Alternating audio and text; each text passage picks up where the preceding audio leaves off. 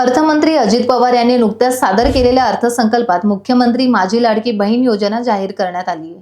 तर काय आहे ही योजना, महिला कशा पद्धतीने या योजनेचा लाभ घेऊ शकतात, यासाठी पात्रता काय असणार आहे, कुठली कागदपत्र तुमच्या जवळ असणं आवश्यक आहे, हे सगळं सोप्या भाषेत समजून घेऊयात।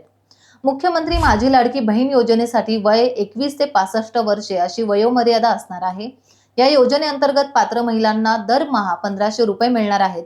या योजनेसाठी दरवर्षी 46,000 कोटी रुपयांचा निधी उपलब्ध करून दिला जाणार आहे। या योजनेसाठी 31 ऑगस्ट पर्यंत अर्ज करण्यासाठी मुदतवाढ आता करून देण्यात आली आहे। 31 ऑगस्ट पर्यंत अर्ज करणाऱ्या महिलांना जुलैपासूनचा आर्थिक लाभ दिला जाणार आहे। या योजनेसाठी पात्र असण्यासाठी तुम्ही महाराष्ट्राचे रहिवासी असणं आवश्यक आहे।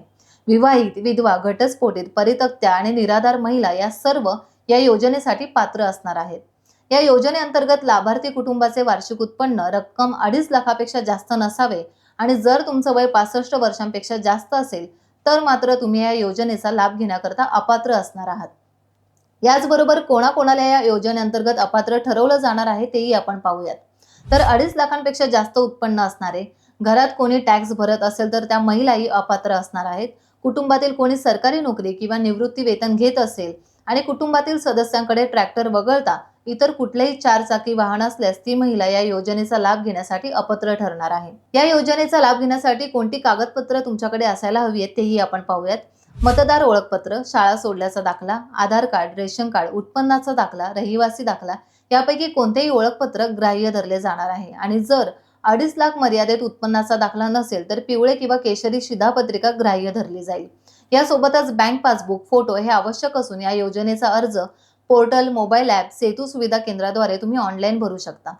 परराज्यातील महिलांनी महाराष्ट्रातील पुरुषांसोबत लग्न केले असले तर अशा बाबतीत सदर महिलेच्या पतीचा जन्म दाखला, शाळा सोडल्याचा दाखला, अधिवास प्रमाणपत्र ग्राह्य धरलं जाईल। या योजनेची त्वरित अंमलबजावणी व्हावी म्हणून दारिद्र्य रेषेखालील जी आकडेवारी उपलब्ध आहे याचाही उपयोग आता होणार आहे। या योजनेतील 2 अटी सरकारने शिथिल केल्यामुळे बहुसंख्य महिलांना योजनेचा लाभ घेता येणार आहे। सरकारने आता दलालांचा सुळसुळाट रोखावा याकडे अनेक जण आता लक्ष वेधत आहेत।